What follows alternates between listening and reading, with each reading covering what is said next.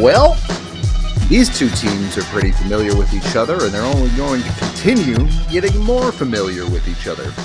Welcome in to the DNVR Avalanche Pregame Show, presented by Coors Light. Biggie and Rudo coming into you live as the Avs are taking on the Winnipeg Jets. This time in Winnipeg.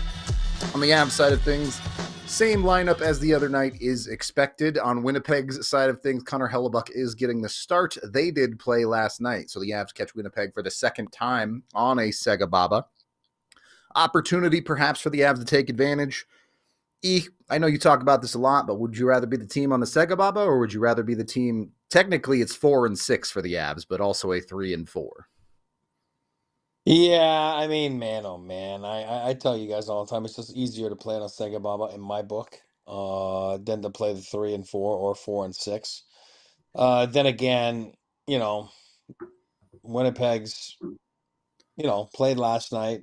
Obviously, Comrie played last night, not Hellebuyck. Yeah. Opting, obviously LA won in, was it shootout or overtime? But I don't remember. I watched part of the game, but you know, I think both teams have to be smart. Both teams' fatigue might set in a little bit, and those are the dog days of January. I was here at BU last night watching the BU game with Kent Hughes, GM of the Montreal Canadiens, and by the way, they won again last night. And that was what he was pumped. You know what I mean? And it's funny because he's talking about that road trip that they were on when they ended in Denver last week. And remember, it was a crazy Florida, and then like it was Vegas, then it was and then Chicago, Utah, and then back, and then they went back, and then I'm like, oh my God, they're gonna get killed. And then they beat Vancouver at home the first game back. So they're on a bit of a roll right now, but everyone's going through it. That my point is everyone's going through it. The schedule is the schedule for all the reasons. We all know why. It's, the four nations, and, the Avalanche aren't the only ones that got dealt a tough hand, which they really met that challenge dead on, obviously, last month. But everyone's going through it. We won't feel bad about the Jets playing last night, but, find a way to take advantage of it a little bit. For what it's worth, to add on top of that, the Avs do have 2 days off after this, so they fly home and then get another extra day at home in their own beds. So I always say nothing to reserve the tank for. Empty it out tonight and try and get it done. Winnipeg has looked mortal as of late. Not terrible, but 5-3-2 in their last 10. Not the ridiculously hot start they had in the first 20 games of the season, 16 games, whatever. They were 15-1. How good is this Winnipeg team really, Eric? How do you think they should be the team at the top of the Central or even the Western Conference, or do you think teams are going to catch them? Well, I mean, again, we had that pod. What was it, 3 weeks ago? I said they're the ones that were going to slip a little bit. Does that mean I don't like them? No, I felt that Minnesota, for some reason, were going to keep a run. I hadn't planned on Kaprizov being hurt and all that kind of stuff. But I don't know. I mean, they're good. They're solid. This is nothing new. They were solid last year. It starts in the back, in the net there. Hellebuyck's had some tremendous seasons. I mean, Vezina last year, trophy season, Vezina trophy season so far. And I think you can't look any further than their first, 16 or 17 games that they went undefeated to start the season, which is NHL record, right? It was 15, 16, or 17. I don't remember. It was 15-1 amazing. was the record, yeah. 15-1, yeah. So right there, I think once you have that, I think you're allowed to have a little bit of those 5-3-2s, you know what I mean? Somewhere in there, once you have that run, you have that run for that reason. But at the 5-3-2 runs, like they've had the last 10, then sometimes it's a little bit of human nature. Sometimes it's a little bit of catch up, you know what I mean? Because you probably got away with a few there in that, 15-1 run. Yeah, I mean, again, I do believe in the Winnipeg Jets. I do believe that they're a good team. And again, it starts in the back of the net there with Hellebuck, and then Morrissey's their top guy, and then obviously they're we don't talk enough about Kyle Connor and the Shifleys of the world. They're guys that are forgotten a little bit. Besides AJ, that knows where Winnipeg is. There's a lot of people that don't. That don't really follow the Winnipeg Jets for whatever reasons, small Canadian market, but they're a solid team. They're a good team. Rick Bonus obviously left last year and, retired, and Scott Arniel, were very familiar with their team, obviously, because last year he had taken over for a couple times that Rick had to leave the team for family reasons. But so everything's kind of been the same. And again, the common denominator for this season is, Hellebuck. I want to jump off of Hellebuck there, who is probably the Vezina favorite at this moment. On the Avs side, you have Mackenzie Blackwood, who I was asked the other night on the watch along if we think he could win the Vezina. I'm not sure if he can win it. I think he could definitely get votes. When I look at the statistics here, Hellebuck leads the league in save percentage for starters at a 9.26. Then you have Darcy Kemper at 9.21, and then Mackenzie Blackwood at 9.20. So realistically, and especially since coming to Colorado, Blackwood has arguably been as good as Connor Hellebuck. Is there a world where Blackwood outduels Hellebuck tonight and this starts a run towards a Vezina for someone like him? I mean, we'll see it in my keys here coming up, but I'll tell you one thing. I usually don't do Uh, goalies. My bad. no, no, as you know, I never touch him I don't touch him, as you know, in the three Mm-hmm. keys, but I Yep. had no choice tonight because that for me, that's the key. That is. I mean, you just can't stay away from it. It's like, Yeah. right? And I mean, we'll hear about it, but Blackwood, like you're saying, since the trade, I think he's number one in the league with Yep. the Avalanche. I think he's above a 940. And again, is that normal? No. But I'll tell you what it does. Once you join a team like this, a team that you feel that you've never been a part of. No offense to, San Jose Sharks and the Devils, and this is I feel it was an opportunity that all of a sudden any player, forget about Blackwood, any player dreams of, and you're right in the thick of it of the core's, glory years, and now we all know goaltending was not good enough, and then a guy like that comes in, he's like, this is my shot, this is my chance, this is a shot at defining my career somewhere somehow. That's why he jumps on it, has a good start, signs that deal, and now this is his first test, probably in the sense that, okay, I'm going against Hellbuck. That's why you have to talk about it today. This is the story of the game, and very similar, big guy. I do believe Hellbuck plays a little differently. Again, I'm not a good, goalie guru, but I do believe he plays a little bit different than Hellebuck. I feel Hellebuck is more like a big guy and plays the percentages, to a certain extent. Where I think Blackwood's more acrobatic. I don't want to say athletes because they got to be both good athletes, but I think Mackenzie's a little more acrobatic, and it's a little mixture, a little hybrid of the two. So again, we'll see what happens, but it's certainly a big, big, big story of the game tonight. Yeah.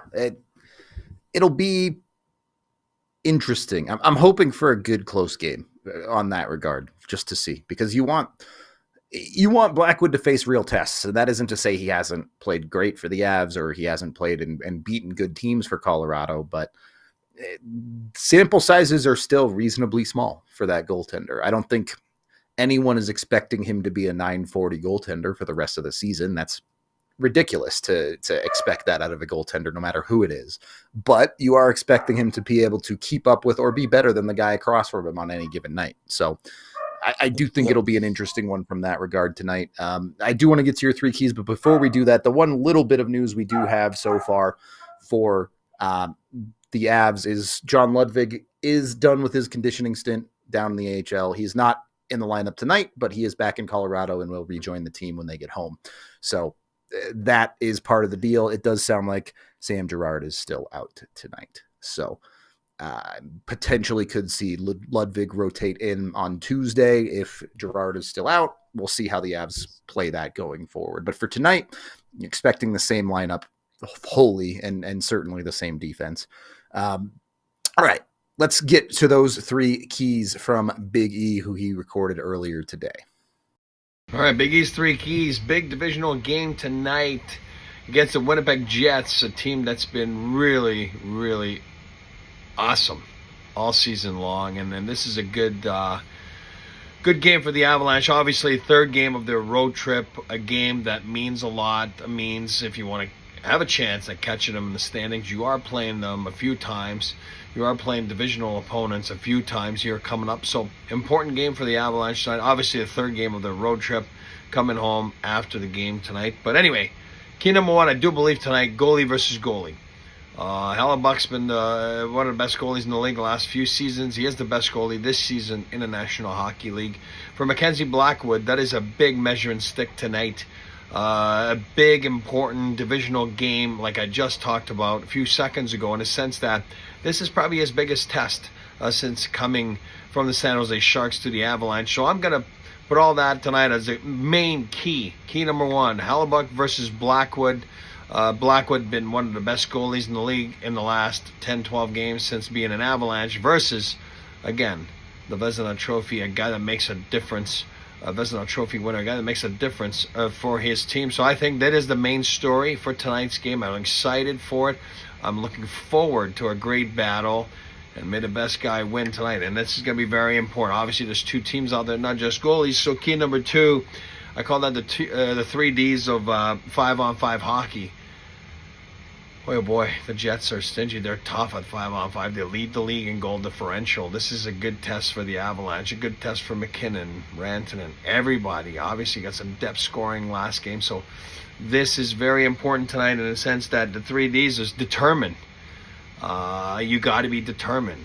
Everywhere you are, especially in the offensive zone, you want to execute, but you want to make sure you're on top of stuff to make sure you can create opportunities.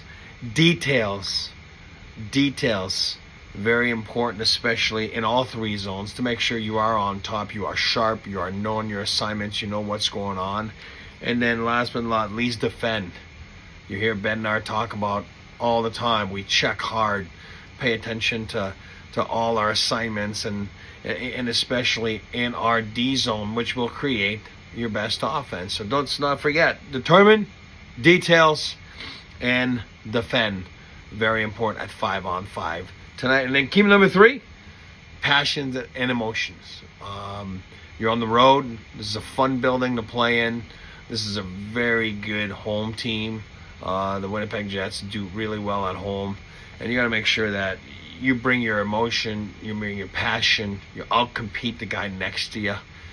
And, you control it. You want to make sure you're disciplined. You want to make sure you control your emotions. And if there is nothing there, there's not a lot happening, then you manufacture some emotions like we saw against Buffalo, for example. It shows you how a game can turn on a dime in a matter of seconds when you bring up your heart rate, you bring up your emotions. Looking forward to a great game tonight. This is going to be fun. This is going to be exciting. Let's go Avs.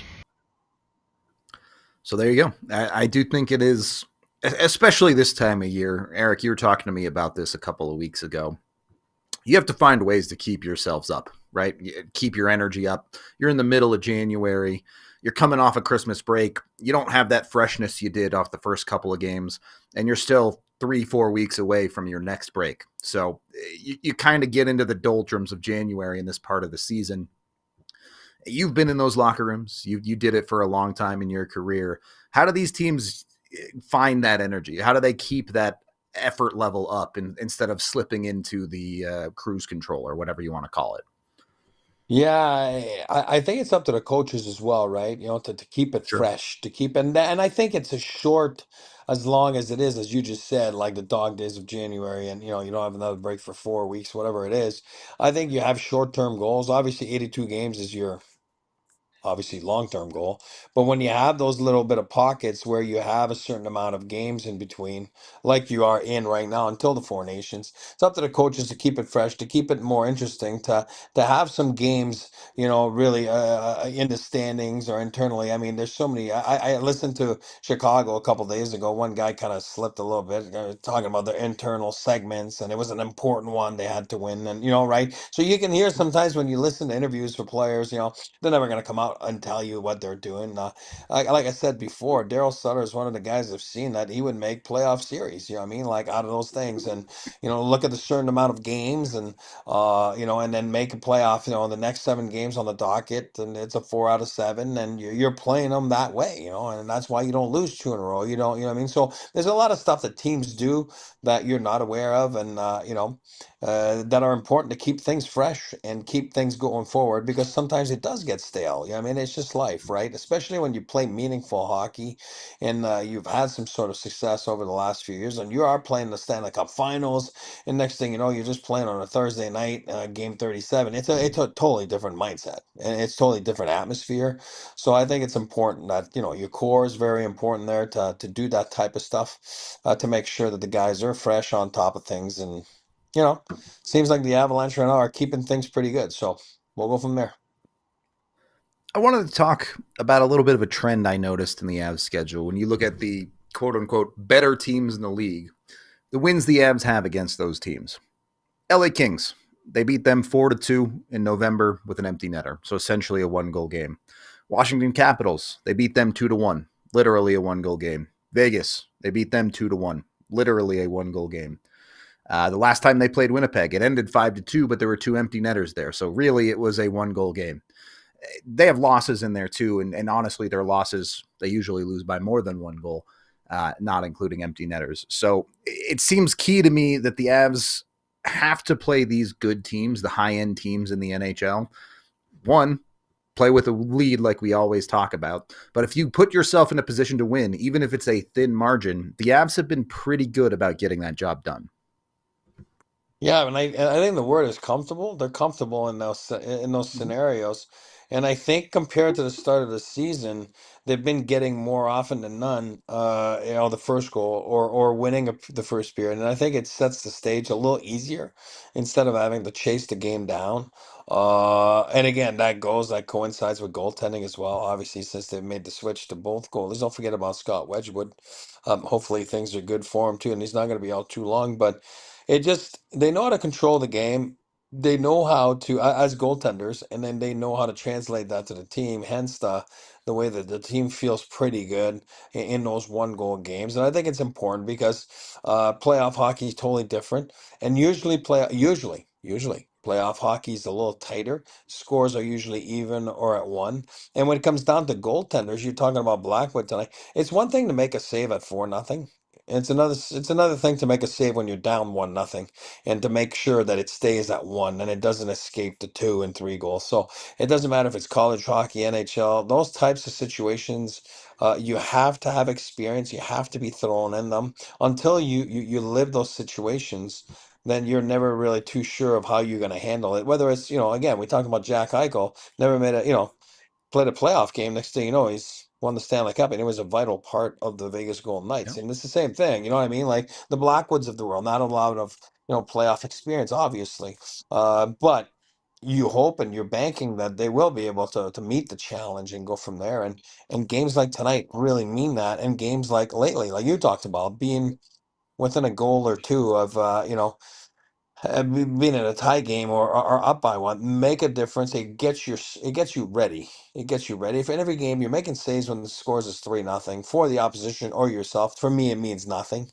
Uh, but when you're making a save in a tight ball game, then that shows to me what kind of character you have and what kind of player, do you thrive or not under those situations. The Avs obviously popped off for 6 goals the other night. You got goals from your best players at 5-on-5. You got goals from your depth at 5-on-5. You even had a shorthanded goal. If you had to pick one portion of the Avs lineup to keep that goal scoring going, which one are you taking? The stars or the depth?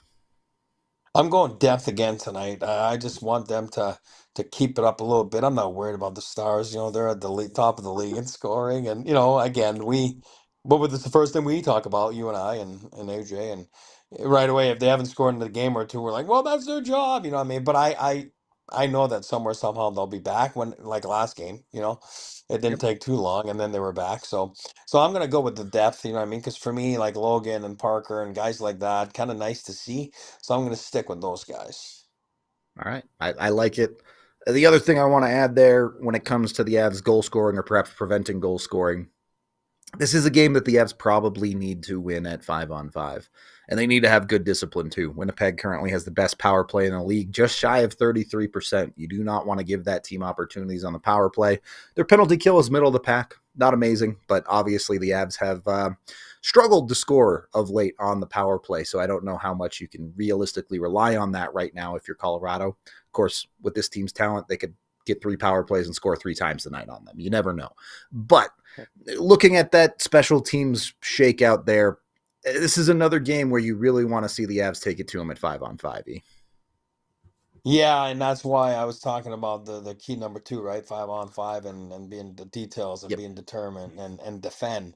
You're gonna have to defend. You hear Bednar in every presser about checking and defending and championship teams. That's what they do. I don't care what people say. This is not the '80s, you know what I mean? And where you're gonna win 8-7, and it's not what hockey is, you know what I mean? And it's important to check well. It's important to defend. It's important to be on top of your details and then to play as 5-man units against the Winnipeg Jets tonight. Again, we talked about it. Plus whatever they are, close to plus 50 at goal differential.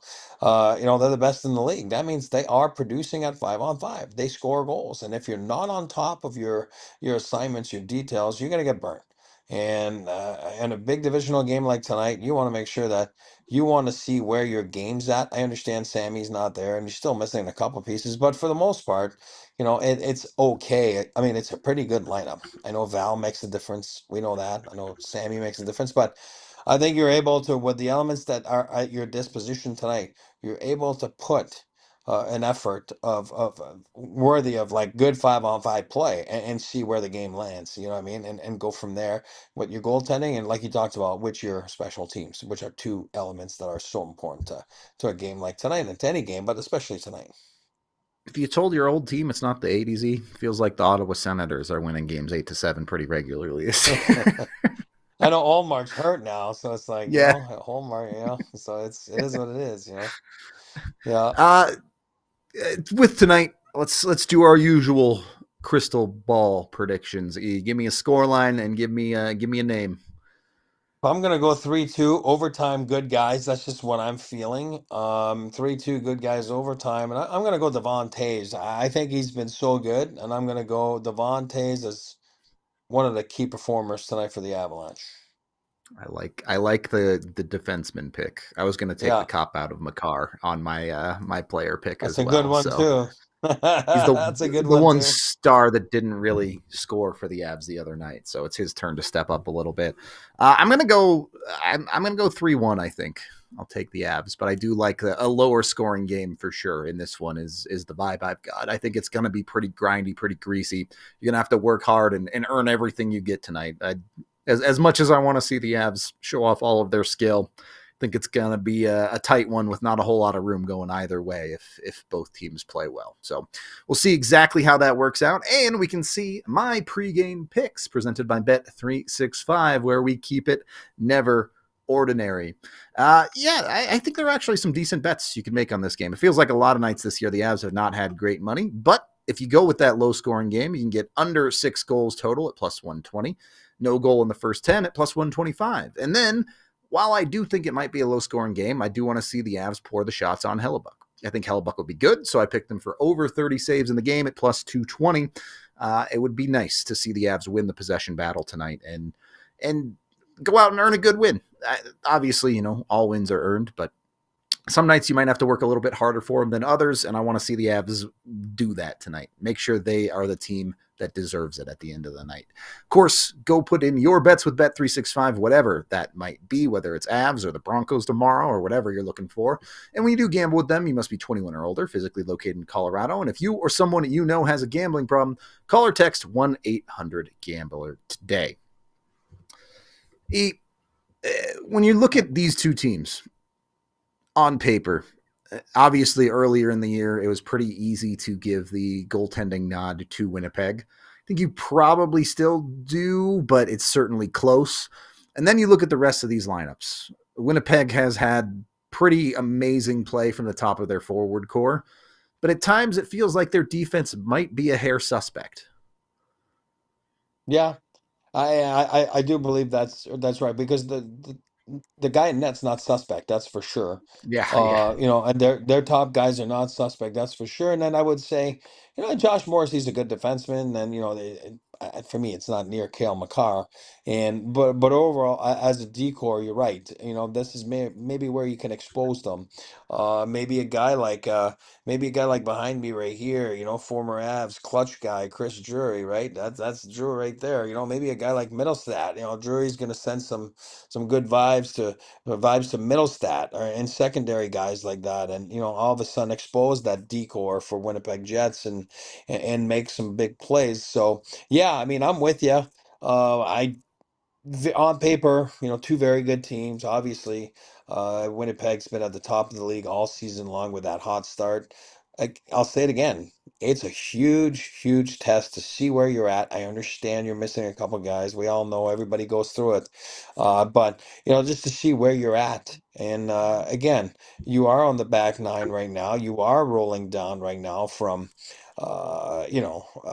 second half of the season. So it's important to see. It's important to start tightening up those divisional games, and so you're not, chasing so hard at the end, or, uh, you know, in a tight battle. You want to make sure you get those points now. You know what I mean? So, and to see where you end up, and you're gonna you have a shot at, maybe a month ago we didn't. I think we didn't think that the Avs had a shot at first place. Who knows? You know what I mean? So, True. you never know how they can go. You have that 10-game segment like they just had. You have another one.